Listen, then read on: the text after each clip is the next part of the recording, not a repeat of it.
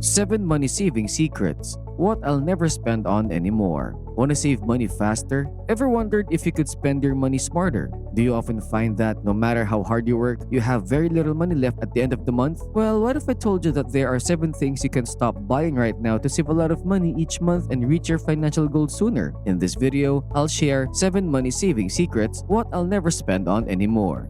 First, let's talk about banking fees. Have you ever checked your bank account and noticed those small charges? These charges are usually convenience fees, like someone taking money from your pocket every month. They often come from activities like withdrawing, transferring, or exchanging money. Even though a few dollars here and there might not seem like much, paying $5 to $10 every month really adds up. That's basically the same as the cost of a monthly Netflix subscription that you're giving away to the bank.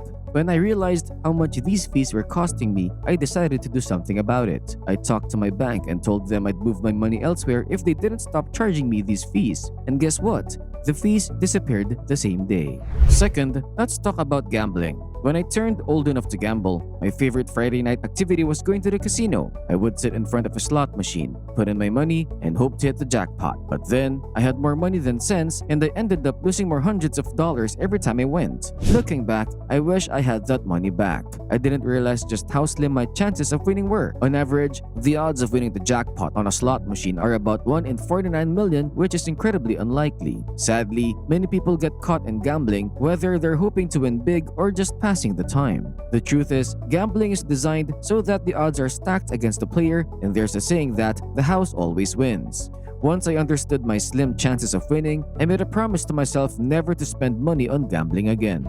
3. Let's talk about credit card interest charges. In 2019, Americans were in over $1 trillion of credit card debt, which had gone up from $850 billion just 5 years earlier. This debt came with billions of dollars in interest payments each year. While credit cards can be helpful when used wisely, many people get stuck in a cycle of only paying the minimum balance. Paying only the minimum amount doesn't get you very far. It can help you avoid damaging your credit score, but the rest of your debt still accumulates interest, typically at an average rate of 19.24%. This means your original purchase becomes more expensive. For example, if you have $1,000 on an 18% interest credit card and you only pay the $100 minimum every month, it will take you 11 months to pay it off, and nearly $100 of that is just interest. To avoid credit card interest, only charge what you know you can pay off with the money you have in your bank account. Take it a step further by setting up automatic credit card bill payments to ensure you never forget to pay your bill, which can cause interest to pile up. If you already have credit card debt and are dealing with high interest charges, there's still hope. You can inquire about moving your debt to a lower interest line of credit. This will reduce the interest you have to pay, allowing you to focus on paying off the actual debt.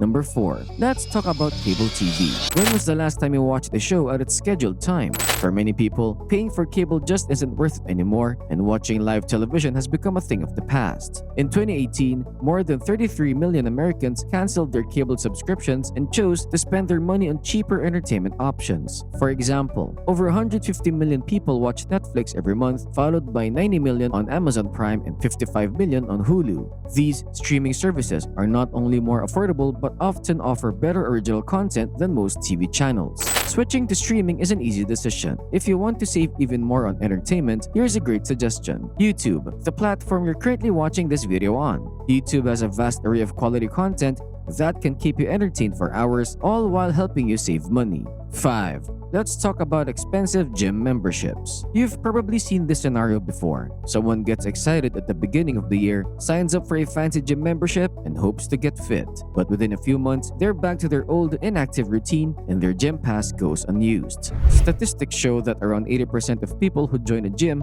quit within the first 5 months. Many of them feel too embarrassed to admit it and continue paying for a service they don't use. This problem gets worse when people sign up for expensive gyms thinking it will motivate them to work out more. While a gym membership is valuable for regular gym goers, even they should consider whether they're paying for more than they need. Nowadays, some expensive gyms offer luxurious spa-like experiences and charge accordingly. If you want to save money while staying fit, ask yourself why you go to the gym and whether there are more budget-friendly options available. Number 6. Let's talk about extended warranties. You're about to finish your purchase and the salesperson asks if you want an extended warranty. Being cautious, you might consider it, even though it can can increase the total cost by almost 50%. After all, it provides extra coverage, right? If this situation sounds familiar, don't worry, you're not alone. In a 2018 survey, about 30% of people said they regularly choose extended warranties for things like home electronics, major appliances, and cell phones. I used to be one of them. However, I eventually realized that extended warranties were often a ripoff.